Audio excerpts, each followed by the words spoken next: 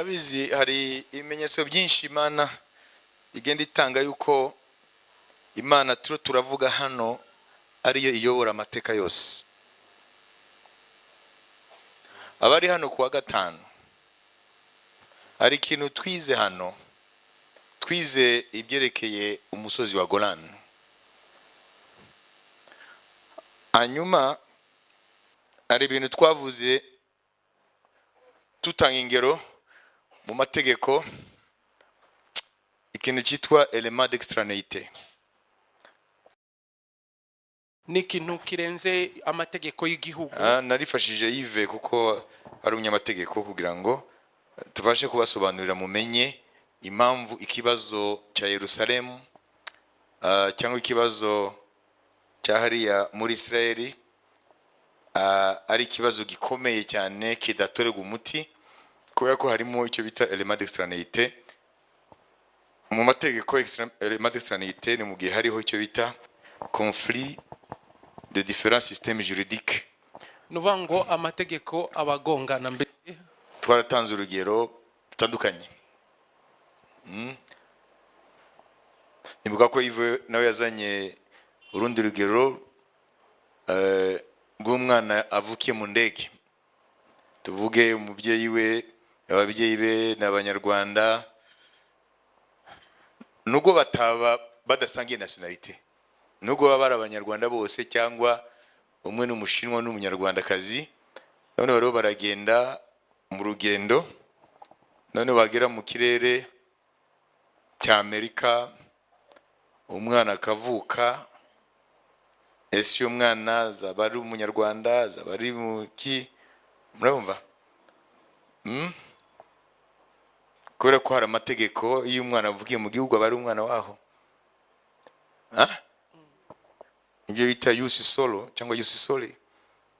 Niyo ujye ubona abantu benshi nko mu Rwanda, iyo umugore akuriwe bahita bashaka visa, bagahita bagenda ngo abyarire hariya.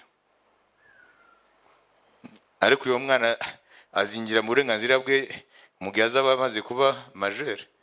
Sinzi rero ko imaniza bitaravuga, kubera ko Amerika iteko ryaho ni droit du sol. Iyo mwana avukiye muri Amerika abo mwene nubwo abuvukiye babyeyi bandi bataranyamerika wita umunyamerika. Mujya mubona babikora, wese kutabikora nta visa ufite.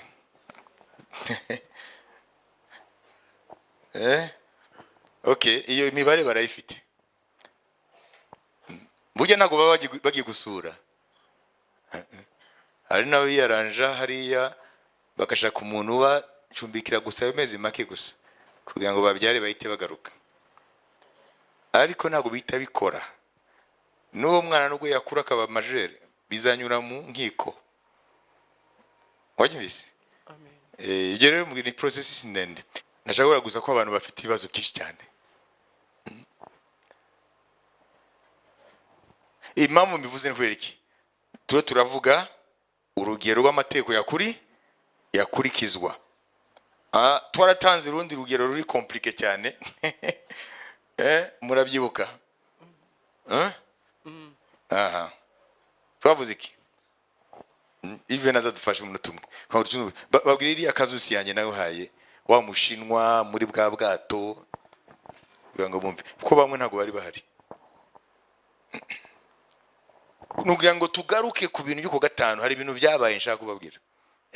Yaduhaye urugero rw'umushinwa, tuvuge akaba ari hamwe n'undi mugenzi, tuvuge nuko nibuka wenda tuvuge ko ari umuturikiya, noneho bakaba bari mu bwato ariko mu bwato bw'Ubufaransa. Hanyuma rero wa Murusiya agahita yica wa munyaturukiya, bakaba bari mu nyanja y'Ubugiriki. Hanyuma bakaba bari mu nyanja y'Ubugiriki, kuko Ubugiriki bufite parti y'amazi awitirirwa mu nyanja ya Mediterane. Sinzi niba mubyumva, no Murusiya hanyuma yishe umushinwa, ariko noneho amwishe bari mu bwato bw'Ubufaransa, hanyuma noneho akamwicira mu mazi ari ku butaka bw'Ubuperesi. ni urugero. Urumva rero ese icyo gihe nahe mategeko akurikizwa? Niyo rero hazamo icyo kintu cyitwa element ya extraneité cyangwa se urwego rurenze amategeko y'igihugu.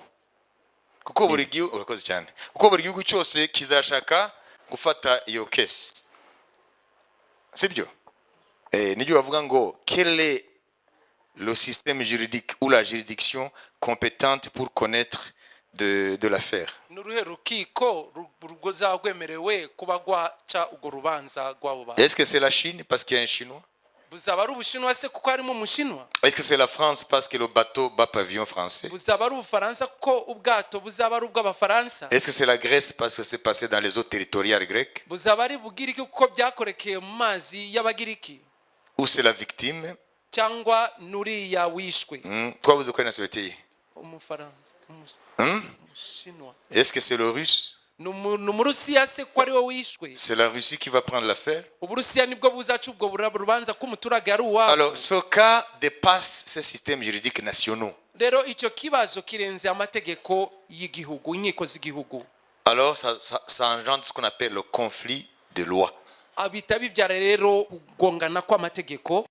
Et c'est là où intervient le droit international. niho hazamo rero amategeko mpuzamahanga, Soit public, ça concerne les États, amategeko ajyanye n'ibihugu, ou le droit international privé, qui sont des affaires privées. cyangwa amategeko mpuzamahanga ajyanye n'abantu. Vous voyez, si dans le monde il y a ce conflit de loi, rero niba mu isi hariho icyo kibazo cyo kugongana kw'amategeko, alors le cas qui se passe aujourd'hui à Jérusalem, rero ikibazo kiro kiraba uyu munsi i Yerusalemu, ou en Israël, partout en Israël, by'umwihariko muri Isirayeli, par exemple le plateau de Golan aujourd'hui, urugero hariya biriya ntara ya Golan, Golan Heights, uriya in musozi English. wa Golani, Pourquoi est-ce que l'ONU, kubera ko umuryango wa Loni, la communauté internationale, umuryango mpuzamahanga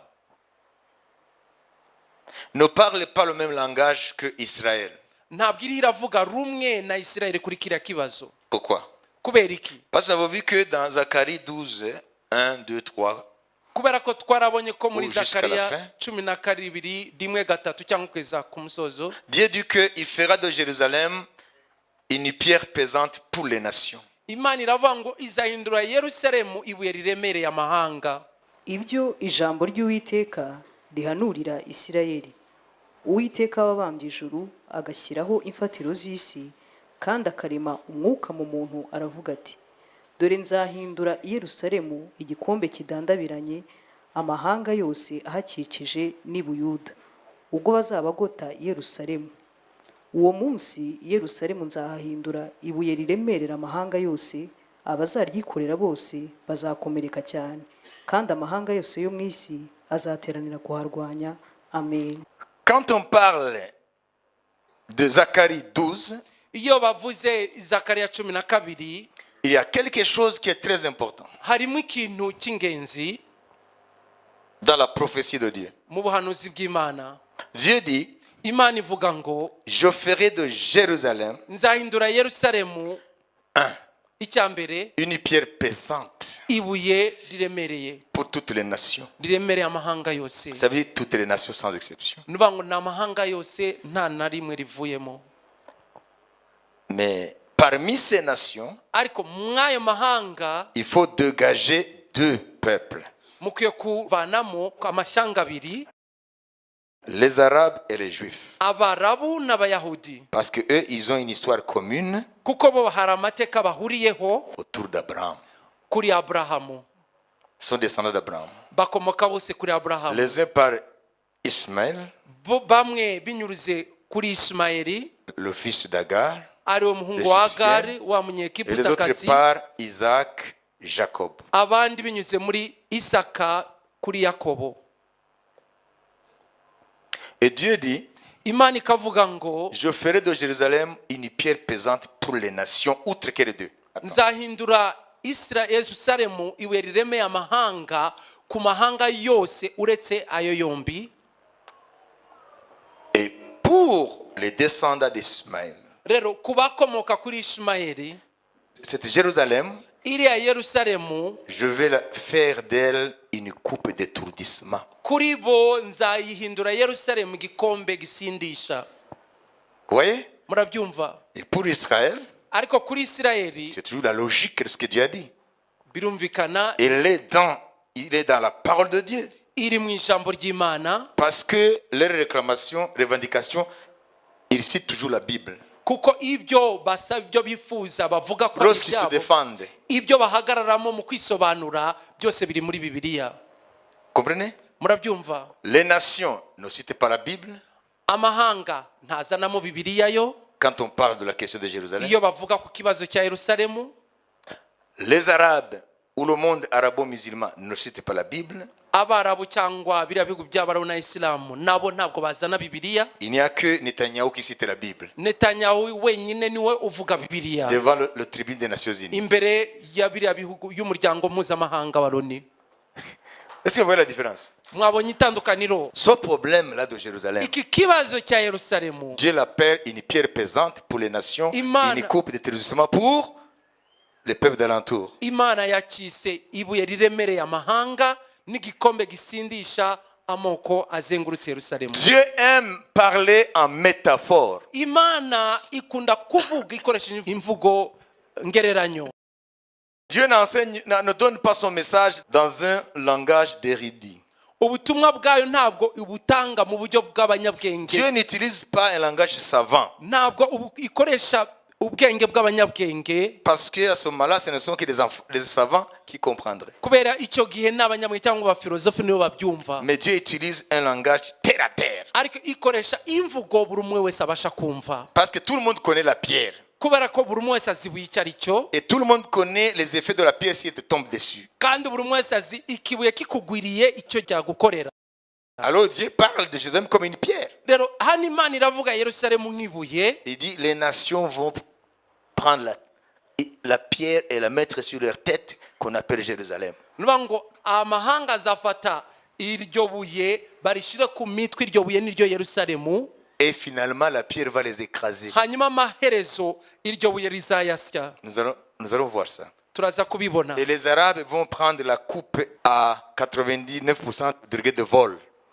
Ça veut dire que Dieu a mis dans la coupe, la Jérusalem, Nuvuga ngo Imana yashize muri kiriya gikombe aricyo de Yerusalemu, l'alcool yashizemo ibyo bisindisha iyo alcohol, avec 89% de degré de vol. ugutumuka kwayo ni 99%. Et il dit ces nations d'alentour, Ikavuga ngo biriya ari amashanga azengurutse Ça veut dire les Yerusalemu, Arabes. ndavuga Abarabu, ils vont boire. bazakinywaho, Et quand ils vont boire, nibamara kukinywaho l'alcool va les plonger dans l'étourdissement. karikoro rero kazabasindisha. Pourquoi aujourd'hui, Nayo mpamvu uyu munsi il y a de l'intifada. hariho iriya ntambara yitwa intifada. Les Palestiniens se soulèvent. Abanyapalestina barahaguruka Quand on parle de Jérusalem, iyo bavuze Yerusalemu qui ne leur appartient pas, ko atari iyabo, ils deviennent fous. baba nk'abasazi. Voilà pourquoi l'année passée, Niyo mpamvu umwaka ushize lorsque le président des États-Unis, igihe perezida wa leta zunze ubumwe za Amerika Trump, ariwe Trump a reconnu Jérusalem igihe yemera ku mugaragaro ko devant la face du Yerusalemu monde, imbere y'amahanga qu'elle appartient à Israël, ko Yerusalemu ari iya Isirayeli, indivisible, éternel. itagabanywa mu bice kandi ihoraho. Alors, ces nations-là, Rero biriya bihugu rero arabo-musulmans, by'Abarabu cyangwa bya Kisilamu ils ont bu la coupe. byahise binywa kuri cya gikombe, Ils sont devenus fous. bamera nk'abasazi. Alors, pour les nations, Ku mahanga naho ils sont là. baraho. Le problème de Jérusalem les préoccupe.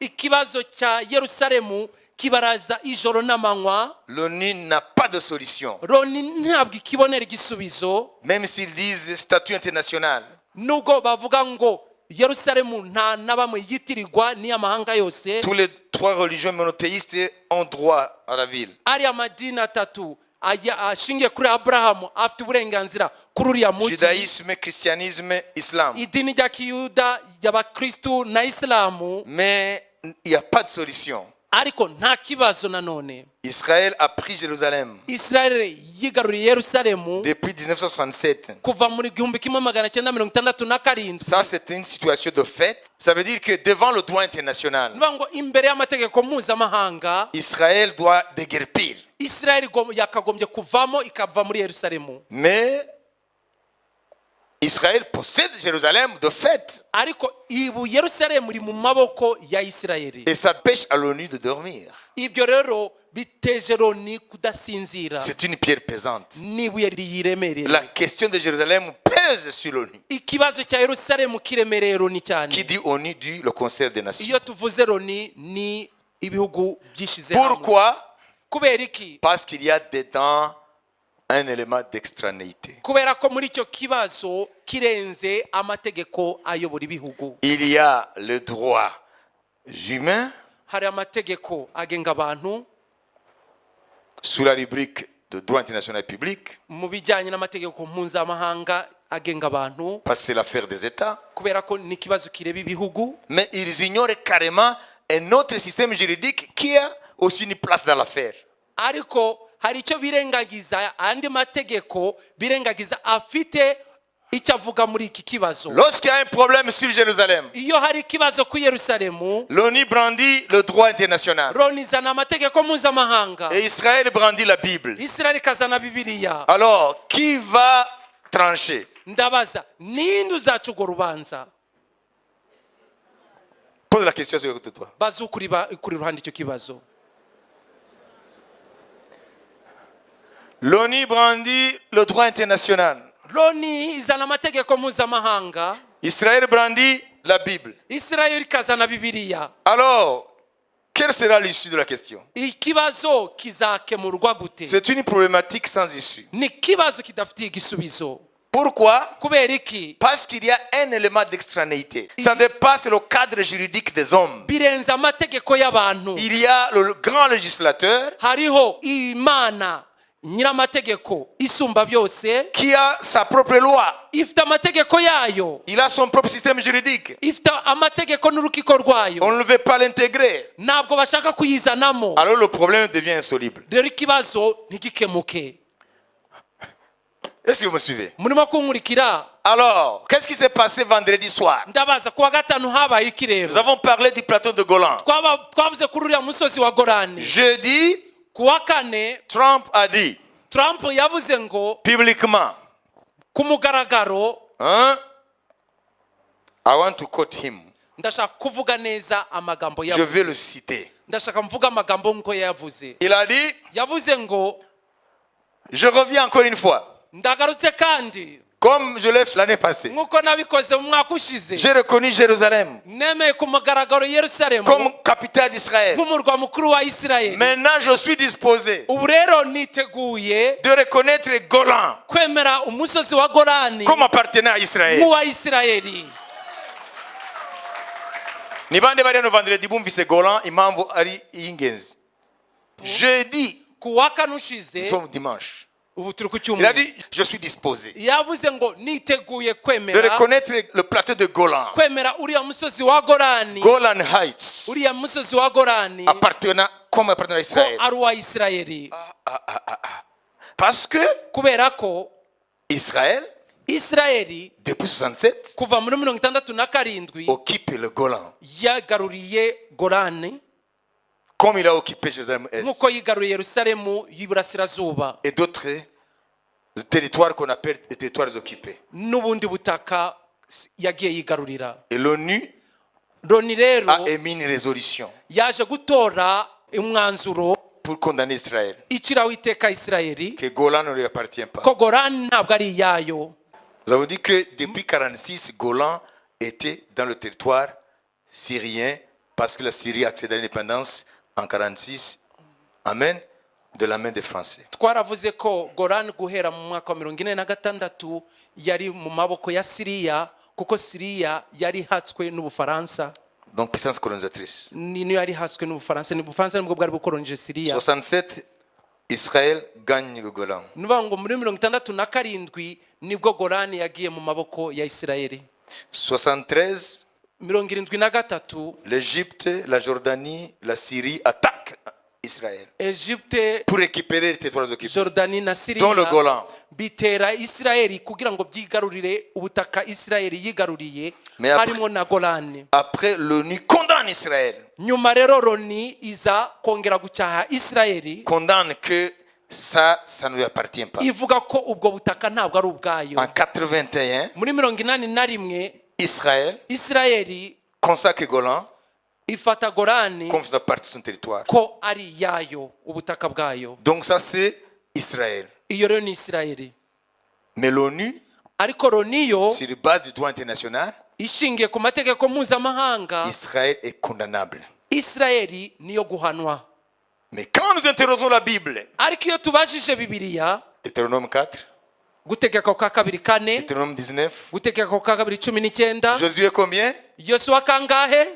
20. 20. C'est l'Éternel qui a choisi Golan Uwiteka niwe yitoranirije Golani pour qu'elle soit l'une des 5 villes de refuge pour quelqu'un qui a tué involontairement. kugira ngo ube umwe muri iriya midugudu 5 uzabera ubuhungiro bw'umuntu yishe undi atabigambiriye. C'est Dieu qui a choisi Golan. Imana niyo yatoranije Golani Il a donné à Israël. iha Isirayeli. Maintenant nous allons voir.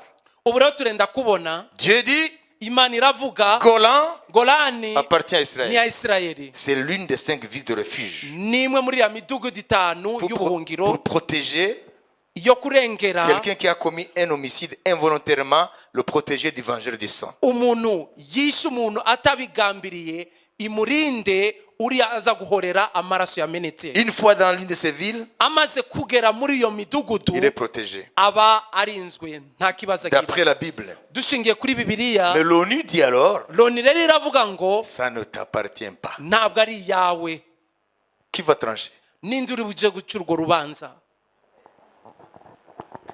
Est-ce que vous comprenez le problème? Murumva ikibazo aho gihagaze?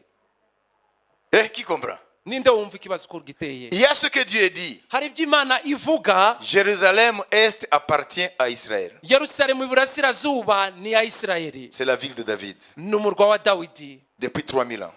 hashize imyaka 3,000. Ok?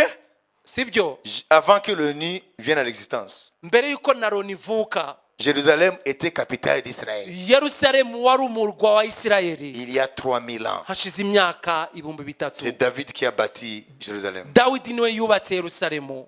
Vous comprenez? Murabyumva? Elle a été capitale d'Israël depuis. Yabaye umurwa wa Isirayeli hashize ibihe Mais birebire, l'ONU dit non. ariko Loni ikavuga ngo siko biri. Jérusalem, tu n'as pas monopole sur Jérusalem. Isirayeli nta burenganzira ufite wenyine kuri Yerusalemu. Alors, Deutéronome 4, Rero gutegeka kwa kabiri 4, Deutéronome 19, gutegeka kwa kabiri Josué 19, 20, Yosuwa 20, Dieu reprend. Imana irasubiramo. Golan, Golani ça fait partie des 5 villes de refuge de quelqu'un qui a tué involontairement. n'umwe mu midugudu 5 y'ubuhungiro bw'umuntu yishe atabigambiriye. Et voilà, l'ONU condamne Israël. None dore Loni iriho iracyaha Isirayeli, Mais Donald Trump, ariko Donald Trump il se lève. warahagurutse, Comme j'ai reconnu Jérusalem, nk'uko nemeye ko Yerusalemu j'ai maintenant envie. n'ubu numva nifuza, ndashaka noneho Reconnaître les Golan. kwemera Golani ko ari iya Isirayeli. Vous comprenez? Murabyumva? La Bible est plus qu'un ensemble de préceptes. Bibiliya irenze kuba urutonde rw'amategeko. The Bible is not a set of rules. Bibiliya ntabwo ari urutonde rw'amategeko, La Bible renferme le plan du Dieu créateur. ahubwo ikubiwemo umugambi w'Imana yaremye byose. Les églises sont ignorantes. Amatorero rero ntabwo abizi. Vous comprenez? Murabyumva? La Bible révèle le plan du créateur. Bibiliya imenyekanisha umugambi w'Imana isumba byose. Tu vois? Au-delà de te dire ce qu'il faut manger ou ne pas manger, Hirya yo kukubwira ibyo ukwiye kurya n'ibyo udakwiye kurya, la Bible révèle le plan du créateur. Bibiliya imenyekanisha, ihishura umugambi w'Imana yaremye byose. Qui a compris? Ninde wabisobanukiwe? Amen? Amen. Et dans son plan du créateur, Rero muri uwo mugambi w'Imana yaremye byose il y a la terre. harimo ubutaka. Comment la terre va vivre dans les différentes périodes de son histoire. Ni gute isi izaba mu byiciro bitandukanye by'amateka yayo. Qu'est-ce que Dieu a prévu sur la marche de l'histoire du monde. niko imana yateganije ku byerekeranye n'isi mu rugendo rwayo. Dieu a révélé anticipativement Imana yabimenyekanishije bitaraba la marche de l'histoire urugendo rw'amateka du début à la fin. guhera ku itangiro kugeza ku iherezo. Il y a déjà une sorte de trajectoire que Dieu a déjà fait. Ça veut dire que Dieu a déjà tracé l'histoire. Imana yamaze guca umurongo w'amateka, Et les nations, noneho amahanga croyant se diriger, atekereza ko arimo riyobora, suivent ce que Dieu a tracé. akurikira uwo murongo Imana yaciye. Voilà pourquoi la Bible révèle Dieu comme le Dieu de l'histoire. Niyo mpamvu Bibiliya imenyekanisha Imana nk'Imana ifite ubutware ku mateka yose. C'est ce que nous allons voir aujourd'hui. Nibyo turi bubone uyu munsi. Et ça va encourager ta foi. Kandi biraza gutera imbaraga ukwizera kwawe. Ça va fortifier ta foi. Biraza gukomeza ukwizera kwawe. Alléluia. Amen. Et celui qui jouait avec le salut, Kandi uwakinishaga agakiza il va se reprendre lui-même. ubwe araza kwicyaha. Vous comprenez? Murabyumva? Et tu vas faire confiance en Dieu Hama wiringira et à Imana sa parole. n'ijambo ryayo.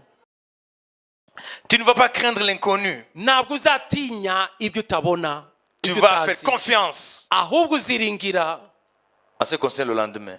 ibyerekeranye n'ejo hazaza. Et tu vas être fidèle à ce Dieu. Hanyuma uba umwizerwa kuri iyo Mana. Alléluia. Amen. Parce que mon peuple périt faute de connaissance. Kubera ko ubwoko bwanjye burimbuwe no kutamenya n'ubujiji. C'est ce que Dieu dit. Bwishwe no kutamenya, niko Imana ivuga. Amen. Amen. Dieu ne dit pas, Imana ntabwo ivuga ngo mon peuple périt ku bwoko bwanjye faute de prière. bwishwe no kudasenga, Faute de connaissance. ahubwo no kutamenya. Amen. Amen. Et dans le plan de Dieu, Kandi mu mugambi w'Imana, puisqu'il se réalise sur terre, kuko usohorera ku isi, il est évident ni ibintu byumvikana que ça touche aussi le domaine géopolitique ko bigerekera bikora no ku mitegekere cyangwa imiyoborere y'isi ou géoéconomique. cyangwa ubukungu bw'isi. Parce que Dieu a prévu de régner sur terre. Kuko Imana yateganije ko izima ingoma yayo ku isi. Un jour, cette terre Umunsi umwe iyi si sera gouvernée, izaba iyoborwa, sera dirigée izaba iyoborwa par Dieu lui-même, n'Imana ubwayo en la personne de Jésus-Christ. muri Yesu Kristo. Pas au ciel. Atari mu ijuru, Il règne au ciel. iraganje mu ijuru, C'est son trône. niyo ntebe yayo. Mais il a prévu aussi Ariko yanateganije un nanone jour ko igihe de kimwe venir régner sur terre. izaza kwima ingoma yayo ku isi. Qui croit à cela? Ninde wizera ibyo ngibyo? Qui aspire au règne de Dieu? Ninde wifuza ingoma y'Imana? Qui aspire au règne de Dieu? Ninde wifuza ingoma y'Imana? Ce ne sont que les démons qui ne le veulent pas. Abadayimoni nibo batabishaka. Parce que Jésus nous a enseigné Kubera ko Yesu yaratwigishije que ta volonté soit faite ubushake bwawe bube sur la terre ku isi comme elle est au ciel. nk'uko biri mu ijuru. Que ton règne vienne. Ubwami bwawe buze. Que ton règne vienne. Ubwami bwawe buze. Il n'a pas dit que ton règne reste en haut. Ntabwo yavuze ngo ubwami bwawe bukomeze bwihamire hejuru. Et nous allons continuer notre game ici. Natwe twikomereze mu mikino yacu hano ku isi. Il a dit, priez! Yaravuze ngo musenge. Les disciples ont demandé à Jésus, Abigishwa babajije Yesu, enseigne-nous à prier twigishe gusenga comme Jean l'a enseigné à ses disciples. nk'uko Yohana yabyigisha abigishwa be, Parce qu'il entendait le Seigneur prier. kuko bumvaga umwami asenga. Et ils ont dit, mais c'est différent. Baravuga ni ibintu bitandukanye. C'est différent de prier des pharisiens. Bitandukanye n'amasengesho y'abafarisayo. C'est différent de prier qu'on a entendu dans les synagogues. Ni binyuranye n'amasengesho twumvaga mu masinagogi. Ils ont entendu leur maître prier. Bumvise umwigisha wabo arimo arasenga. Mais c'est nouveau. Bumva ni ibintu. Et ils ont dit, mais enseigne-nous à prier. Aho twigishe gusenga. Est-ce qu'en tant que juif qui se respecte, en tant que juif, les disciples là, Bariya bigishwa nk'abayahudi biyubaha, est-ce qu'ils ne priaient pas? ntabwo basengaga se? Mais ils priaient. Barasengaga. Mais quand ils ont entendu Jésus prier, Ariko mu kumva Yesu asenga, ils ont entendu autre chose. bumvise ibinyuranye. Qu'est-ce qu'ils ont entendu? Bumvise iki? Ils ont entendu quelqu'un Bumvise umuntu parler à Dieu abwira Imana dans une relation intime, mu busabane, profonde, mu busabane bwimbitse, comme l'enfant parle à son père. nk'uko umwana abwira se. Oh, ils ont dit, mais ça c'est extraordinaire. Avuga ngo ibi byo On l'a biratangaje, jamais vu ça. ntabwo twigeze tubibona. Il disait, Père, Baravuga ngo data, glorifie ton nom hesha icyubahiro izina ryawe comme je l'ai glorifié. nk'uko narihesheje icyubahiro. il dialoguait avec Dieu. yaganiraga n'imana. Jésus, il est le seul Yesu niwe wenyine qui a révélé Dieu créateur yamenyekanishije imana umuremyi comme w'ijuru notre papa. nka data wacu.